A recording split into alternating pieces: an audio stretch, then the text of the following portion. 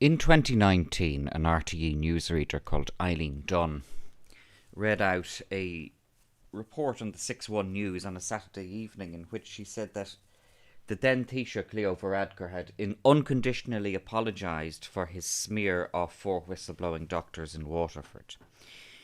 So I immediately was sceptical and I took a look at what Varadkar had said, and in fact he had not apologised at all.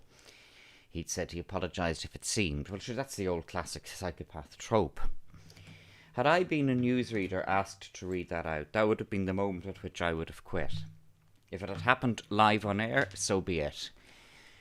No person of integrity who claims to be a journalist, including a newsreader, could live with themselves if they had made that remark on air, where in fact it was the diametric opposite. That was the point, broadly, in which I realised that the RTE organisation tell lies to protect Varadkar, but also in relation to Eileen Dunn, I realised that she's not a woman of integrity. I say that very seriously. Had I been a newsreader and handed that, I'd have walked off. On camera, I'd have walked out of the studio and I'd have quit. That's irrespective of the wage, irrespective of the pension, irrespective of anything. I used to have a very good job as a secondary teacher, and on one occasion I walked out of a school. I walked out of the classroom and walked out of the school because of the way that I saw the school being run. Irrespective of the wage, irrespective of whatever might have happened, I was not willing to acquiesce in that. That's me. Hugh Leonard wrote a great play. Hugh Leonard is a very underestimated and understated Irish playwright. He wrote a play called Da. I read it when I was about 16 and it blew my mind. And there was one line in Da in which a civil servant, Mr. Drum, is talking to this kid. He's about 14 or 15. And he says, you know, this is how we throw our lives away. Because the kid had just accepted a job, a low-level job in the civil service. Hugh Leonard worked in the civil service and didn't get a promotion for something like 15 years or something like that. Hugh Leonard then went on to become a very successful and wealthy playwright. But the civil servant Drum has offered this civil service job. It's a very lowly paid and lowly ranking clerical job to this kid who's about 15. It might be a bit older, 16 or 17. The kid accepts the job and says that he's delighted, and Drum has the line, this is how we throw our lives away. And the young fella doesn't understand what Drum means. And Drum says to him, Drum was not a nice man, particularly very bitter pill, but a lot of what he came out with was very true. He says to him, you will amount to nothing until you learn to say no. No to jobs, no to girls, no to people, no to life. And by the time you realise the importance of saying no, half your life is gone. I'm paraphrasing slightly.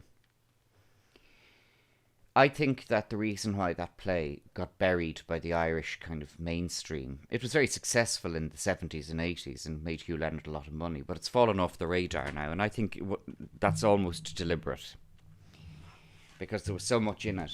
I look back at it now, there was so much in it that nowadays would make so many normies very uncomfortable. But what Drum was talking about was breaking out of the normie mindset. You will amount to nothing until you learn to say no. I remember at the time I was 16 and there was an individual who I had to say no to. I had actually turned 17. And I had already read the play by Hugh Leonard. I'd already read Da, and I was thinking of this individual, and I had to say no to this person. And I had to say it, and it had to be the word no. My mum and dad couldn't do it for me. My mother was very much in two minds. My dad was very much of the opinion, say no, say no, say no. But nobody could hold my hand for it. So then the situation arose, and I said no, and it was like watching a vampire at dawn. And the relationship changed, and it changed for the better because of that. I'm realising now, here, 30 years later, that when I read Hugh Leonard's play, and then when I said no to that individual, that was I'd crossed a threshold at the age of 17. And I'm realising now that I was inoculated against cults. I'm realising that that was my moment in which I became immune to being groomed or brainwashed into cults. At the age of 17, I made a further decision, and I'm only reflecting upon it now, but it was a conscious decision I made at the age of 17 that I would not allow anyone to take liberties with me. Whatever about my mum and dad, although I'm now largely caring for them, but regarding myself at the age of 17, I said, that's it now. I'd finished secondary school. I said, and the days in which I allow anyone to push me around, order me, bully me, humiliate me are now over.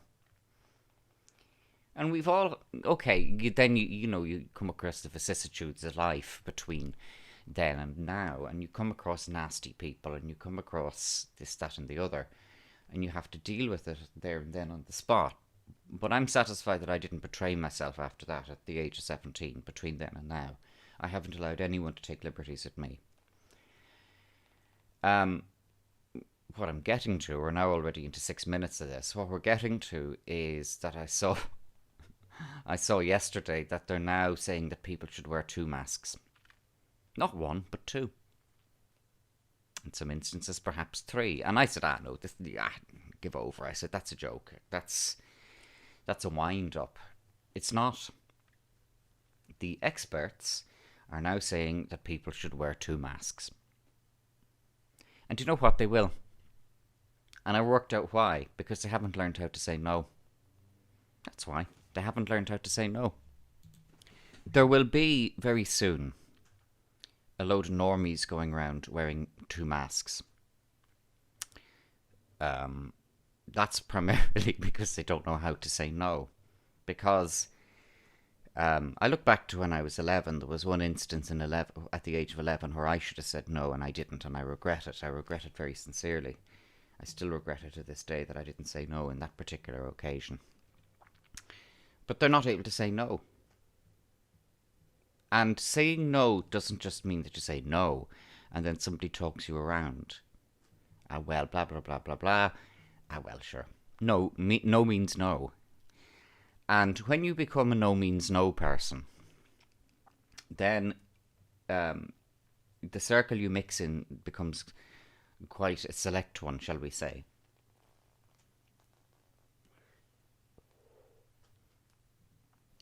Because it does exclude you from the normies. And this is how then you become known as kind of an odd fella or a weirdo, or, he's a bit strange or he's a bit eccentric, if you just learn to say no. The Irish middle class haven't learned to say no. I think it's maybe a distinguishing feature of them, although it tends to be a feature of these polite classes. Hugh Leonard wrote about that class, so did Maeve Binchy. I met Maeve Binchy in 2004 at a function, and I said to her, I loved your series of short stories, Dublin 4.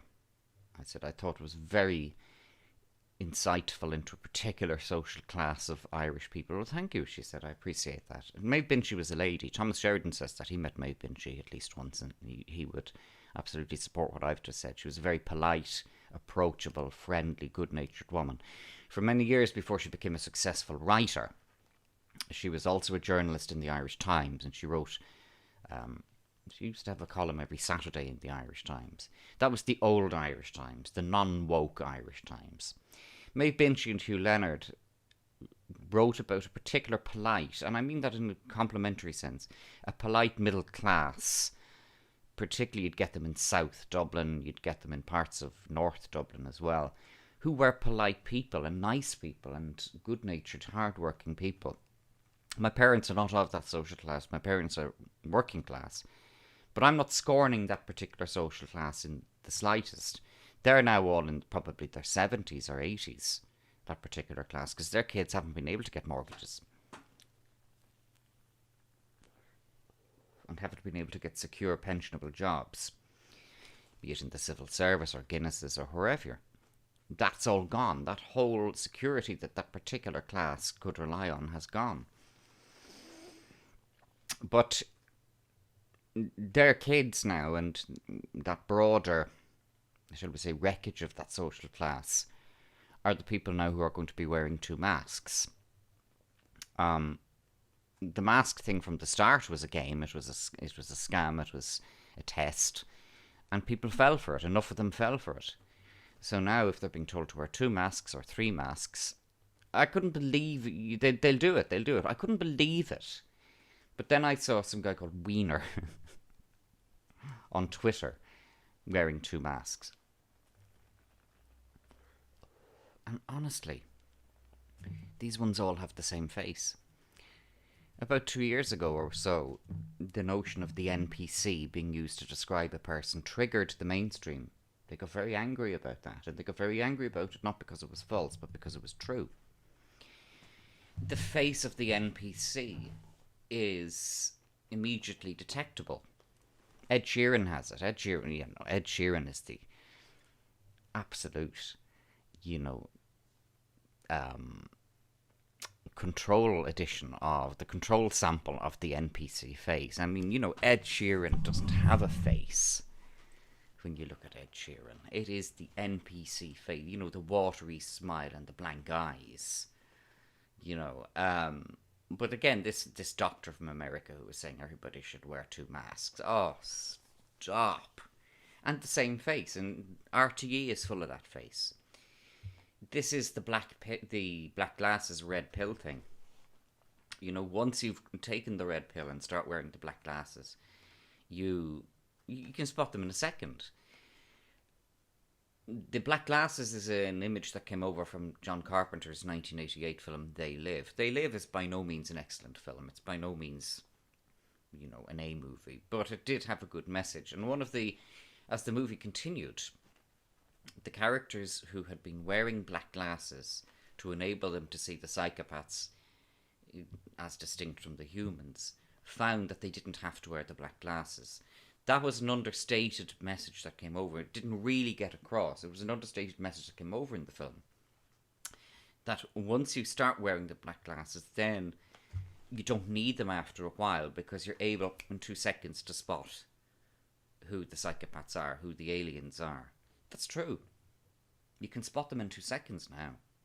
You spot them through their language, but you spot them also through the blank look of their faces. Ed Sheeran, Wiener with his 2 masks, Varadkar, Micheál Martin, nearly everyone in RTE. So, when you learn to say no, it can be a real wrench. It's so much more comfortable, so much more easy to say yes. But when you keep saying yes, keep saying yes, keep saying yes, then you end up with nothing.